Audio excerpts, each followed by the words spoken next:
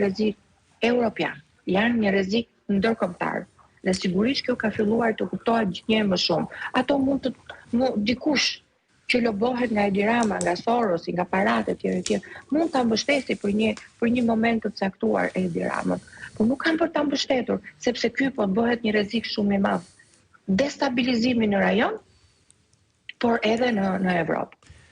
Zoja Vokshi, ishin shqetësuar rreth situatës së Shqipërisë me kalimin e fundit të votimit të kodit penal, na afron apo na largon më tepër me Bashkimin Evropian? Në burg për parkimin dysh, gazetarët cilët duhet kufizohen ato çfarë duhet thonë, apo ndoshta nuk është qëllimi për të afruar me Bashkimin Evropian i qeverisë shqiptare?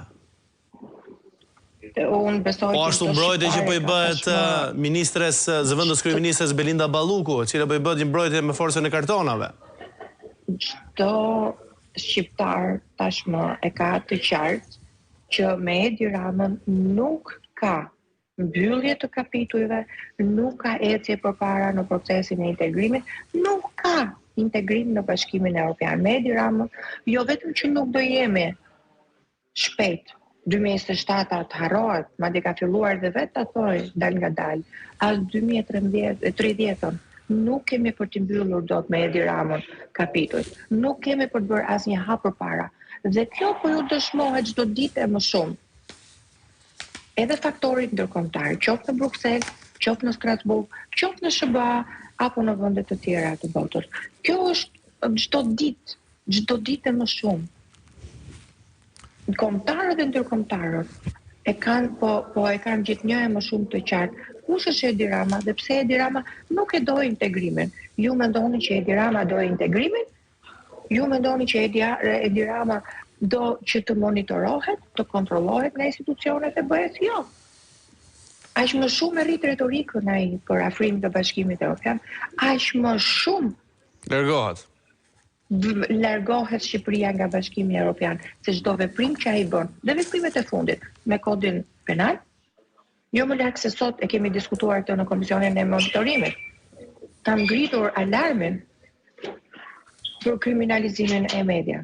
Kam ngritur alarmin dhe u mbajt shënim dhe kam kërkuar që në mënyrë urgjente Komisioni të dërgojë një mision në kuadër të procesit të post-monitorimin, fokusuar në çështjet që ju sapo përmendët.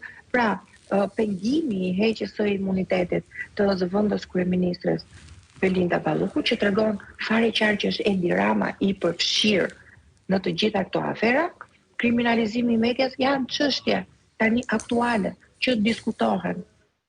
Nuk ka për ta kaluar det, po e them edhe një herë Edi Rama këtë që po bën. Sepse sigurisht do ketë reagime, ka më shumë vëmendje për Shqipërinë edhe për shkak të rolit ton më intensiv, të përditshëm, kontaktet që kemi pasur, takimet që kemi pasur, edhe në Strasburg me zotin Berisha këto 3 ditë, edhe më parë kemi 7 rezoluta të cilat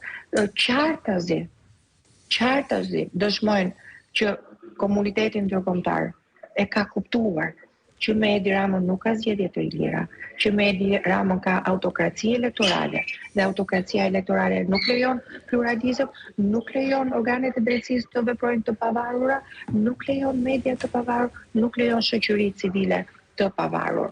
Pra, të gjitha këto po bëhen çdo ditë më shumë të qarta nga Komiteti Ndërkombëtar. 7 rezolutat i kanë qartësisht të elaboruara të gjitha problemat